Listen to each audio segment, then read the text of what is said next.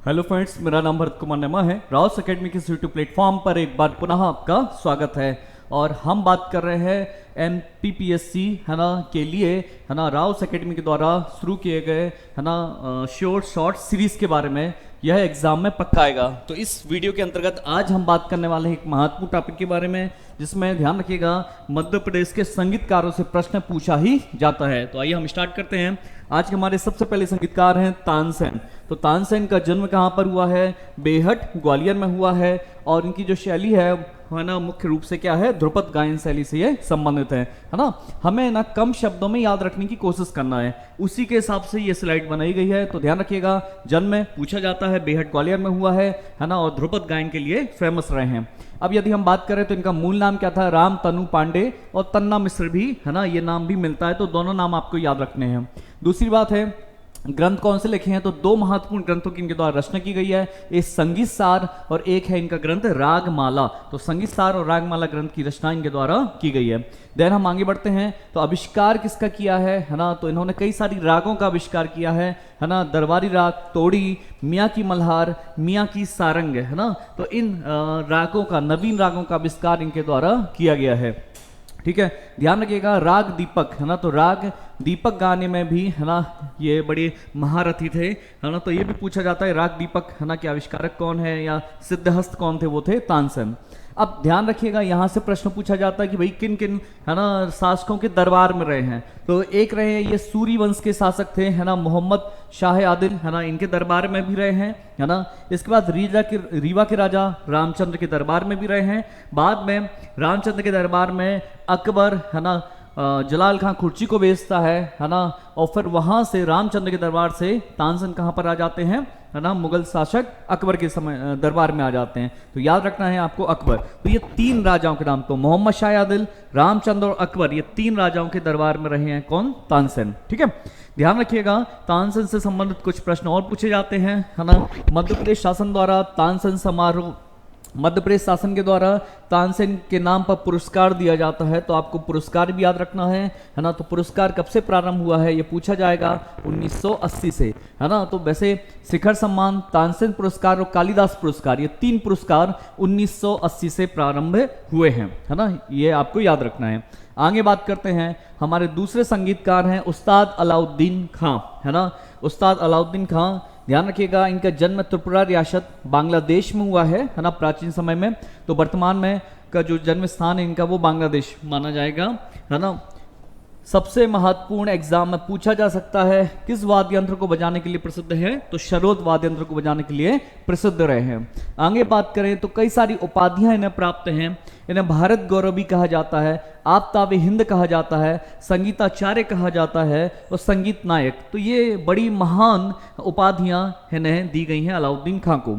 आगे बात करें तो इनके तीन प्रमुख शिष्य रहे हैं, है ना। ध्यान रखिएगा, पंडित रविशंकर, पन्नालाल घोष, निखिल बैनर्जी और ज्योतिनी भट्टाचार्य, है ना। तो मुख्य तौर पे ये चार प्रमुख शिष्य रहे हैं किनके? उस्ताद अलाउद्दीन खां के। ठीक है, याद रखिएगा। पंडित रविशंकर, है ना, सितार वादन में बड़े प्रसिद्ध हुए हैं, यहाँ से प्रश्न पूछा जाता है ना। और इन्हें भारत रत्न दिया गया है। तो ध्यान रखिएगा, भारत रत्न भी प्राप्त हुआ है अलाउद्दीन खां के शिष्य पंडित रविशंकर को। और साथ ही साथ आपको याद रखना है 5 बार ग्रेमी अवार्ड, है ना। तो अमेरिका में संगीत के क्षेत्र में दिया जाने वाला एक श्रेष्ठ अवार्ड माना जाता है ग्रेमी। तो 5 बार ग्रेमी अवार्ड मिला है किसे? पंडित रविशंकर को। ठीक है ना। चलिए आगे बात करते हैं, है ना। इंपॉर्टेंट है कुछ चीजें आपको याद रखना है कि अलाउद्दीन खां ने 28 अनाथ बच्चों को साथ में लेकर मैहर बैंड का निर्माण किया था। याद रखिएगा, तो मैहर बैंड, है ना, आज भी इस बैंड की प्रस्तुति होती है मैहर में। ठीक है। दूसरा आपको याद रखना है, इन्होंने कई सारे वाद्य यंत्रों का आविष्कार किया। तो सुर सितार नामक वाद्य यंत्र, चंद्र शारंग नामक वाद्य यंत्र और जल तरंग, है ना, जल तरंग नामक वाद्य यंत्र का इनके द्वारा आविष्कार किया गया था। इन्हें आपको याद रखना है। ठीक है, चलिए आगे बात करते हैं, है ना। एक चीज और आप याद रख सकते हो, है ना, उस्ताद अलाउद्दीन खां का मूल नाम था, है ना, वो था आलम। तो ध्यान रखिएगा, है ना, ये पूछा जा सकता है आलम किसे कहते थे, है ना, उस्ताद अलाउद्दीन खां को। साथ ही साथ इन्हें प्यार से बाबा भी कहा जाता था, है ना। तो याद रखिएगा, किन्हें प्यार से कहते थे? बाबा, उस्ताद अलाउद्दीन खां। तो आलम और बाबा उस्ताद अलाउद्दीन खां के लिए, है ना, कहा जाता था। आगे बात करते हैं, है ना।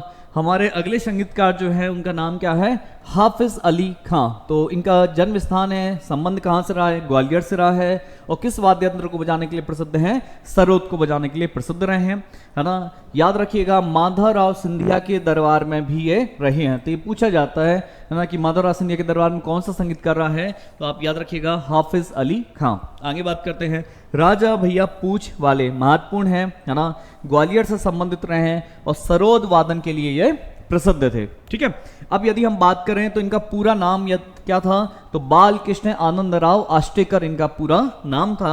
और इनकी 3 महत्वपूर्ण पुस्तकें आपको याद रखनी है, एक है संगीतोपासना, एक ठुमरी तरंगिनी और एक है तान मालिका। तो ये 3 महत्वपूर्ण पुस्तकें किसके द्वारा, राजा भैया पूछ वाले के द्वारा लिखी गई हैं, संगीत से संबंधित हैं। अब सबसे महत्वपूर्ण चीज याद रखिएगा, माधव संगीत महाविद्यालय की स्थापना, है ना, राजा भैया पूछ वाले के द्वारा की गई थी। संगीत, है ना, में शोध से संबंधित ये महाविद्यालय था, शिक्षा से संबंधित ये महाविद्यालय था। और इसकी स्थापना कब हुई थी, 1918 में। तो इससे आपको याद रखना है ना, कि राजा भैया पूछ वाले के द्वारा माधव संगीत विश्वविद्यालय महाविद्यालय की स्थापना ग्वालियर में की गई, 1918 में की गई। चलिए आगे बात करते हैं। अगले संगीतकार जो हमारे हैं उनका नाम है शंकर राव, है ना। शंकर राव जी, इनका संबंध रहा है कहाँ से, ग्वालियर से, और ख्याल गायन के लिए प्रसिद्ध है। तो ध्यान रखिएगा, बीएससी कई बार पूछता है सरोद वादन में, ख्याल गायन में, ध्रुपद में कौन फेमस रहा है ना। तो इनकी जो प्रसिद्धि रही है ना, वो ख्याल गायन शैली के लिए रही है ना।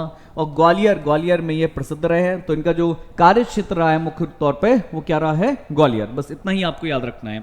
देन हम बात करते हैं कृष्ण राव शंकर, है ना। तो शंकर राव के बेटे हैं कृष्ण राव जी, है ना, और इनका संबंध भी ग्वालियर से रहा है, ख्याल गायन के लिए प्रसिद्ध हैं।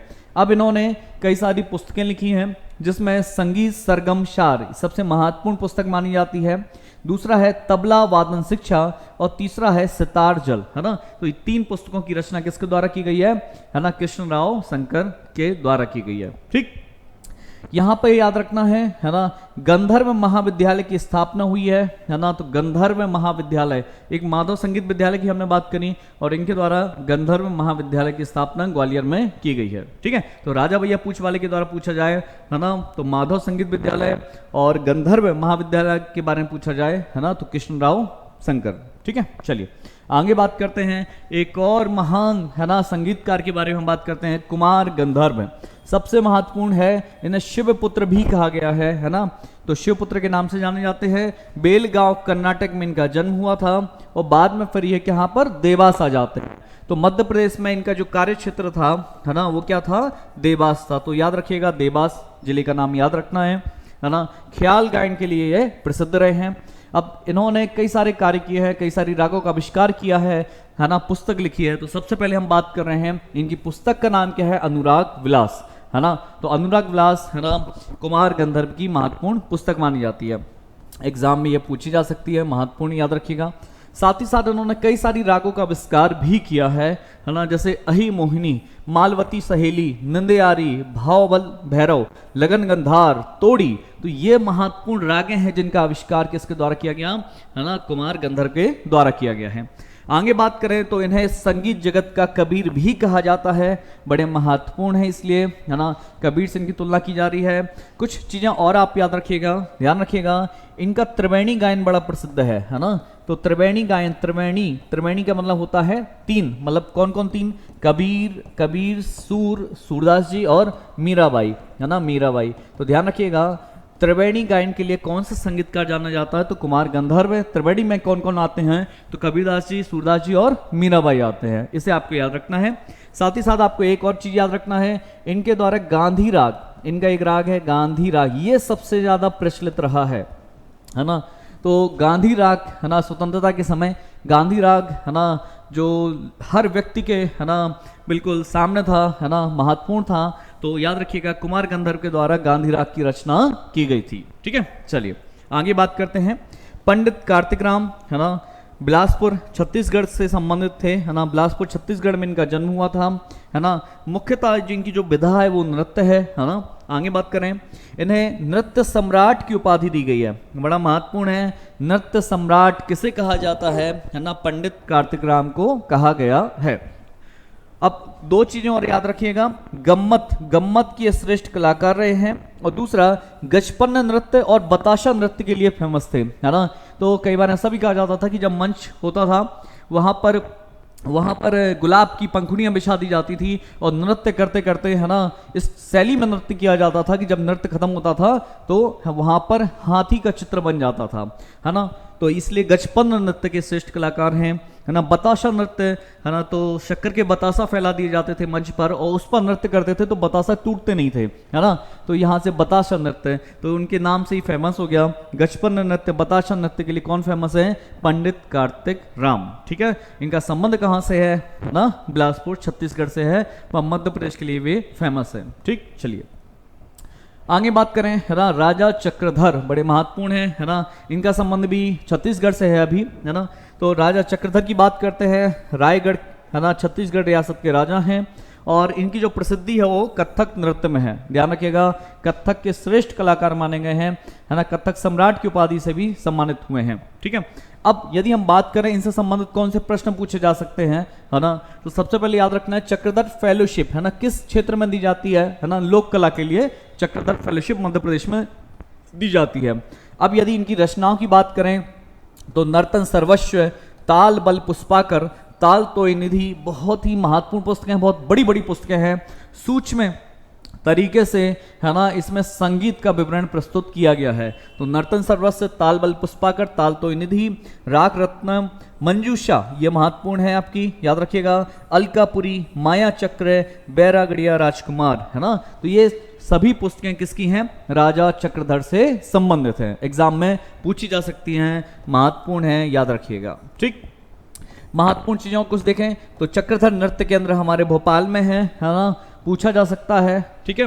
दूसरा, इन्हें संगीत सम्राट की उपाधि दी गई है। तो संगीत सम्राट की उपाधि किसे दी गई है? याद रखिएगा, है ना, उस समय के तत्कालीन वायसराय थे लॉर्ड लिनलिथगो। तो ये पूछा जा सकता है कि किस वायसराय ने, है ना, राजा चक्रधर सिंह को संगीत सम्राट की उपाधि दी थी, है ना। तो लॉर्ड लिनलिथगो द्वारा ये उपाधि दी गई है। आगे बात करते हैं, अब है हमारे अमीर खां, है ना।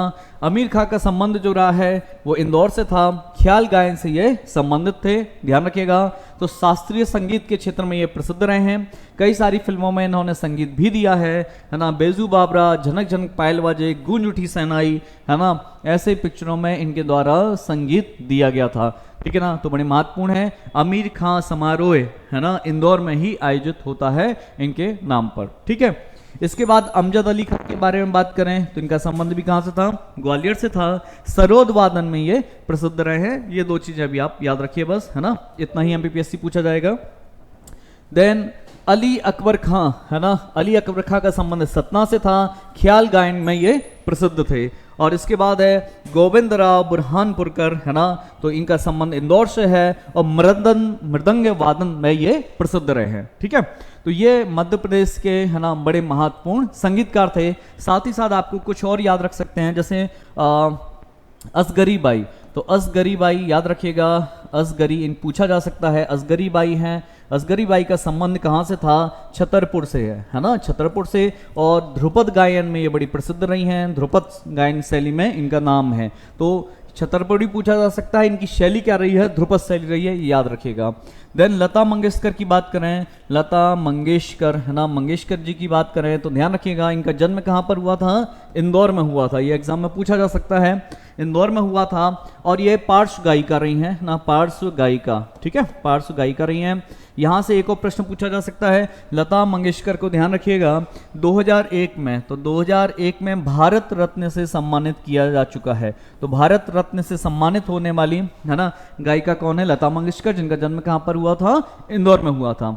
अच्छा, यहाँ से एक और प्रश्न है ना, ध्यान रखिएगा, भारत रत्न की हम बात कर रहे हैं, भारत रत्न की हम बात कर रहे हैं, तो सुब्बा लक्ष्मी जी के बाद, है ना, सुब्बा लक्ष्मी जी के बाद भारत रत्न प्राप्त करने वाली दूसरी गायिका हैं कौन? लता मंगेशकर जी, है ना। तो ये भी प्रश्न पूछा जा सकता है। आगे बात करें तो किशोर कुमार, है ना, किशोर कुमार, इनका जन्म खंडवा में हुआ है, खंडवा। और ये क्या है, पार्श्व गायक है, पार्श्व गायक, है ना, याद रखिएगा, गायक रहे हैं किशोर कुमार जी, है ना। तो ये भी अच्छा, दो चीज़ों पूछ सकता है एमपीपीएससी, है ना। लता मंगेशकर जी के नाम पर मध्य प्रदेश सरकार पुरस्कार देती है, तो किस वर्ष से इनके नाम पर पुरस्कार शुरू हुआ है? 1984। तो ध्यान रखिएगा, लता मंगेशकर जी के नाम पर, है ना, 1984 से मध्य प्रदेश सरकार पुरस्कार दे रही है, ठीक है, संस्कृति विभाग। और किशोर कुमार के नाम पर 1997 से, है ना, पुरस्कार दिया जा रहा है, ये भी पूछा जा सकता है, ठीक है ना। तो आपको ये याद रखना है ना। इसके साथ ही साथ, है ना, ध्यान रखिएगा, ऐसे बहुत सारे हैं, जैसे ओम प्रकाश चौरसिया जी हैं, ओम प्रकाश चौरसिया, ओम प्रकाश, है ना, चौरसिया जी, चौरसिया, है ना, ये भी पूछे जा सकते हैं, महत्वपूर्ण रहे हैं, है ना। इनका संबंध भोपाल से रहा है और संतूर वादन के लिए ये प्रसिद्ध रहे हैं, तो ये भी आपको याद रखना है ना। एक और आप याद रख सकते हैं, राम सहाय पांडे, है ना, राम सहाय पांडे जी, है ना, राम सहाय पांडे जी, है ना।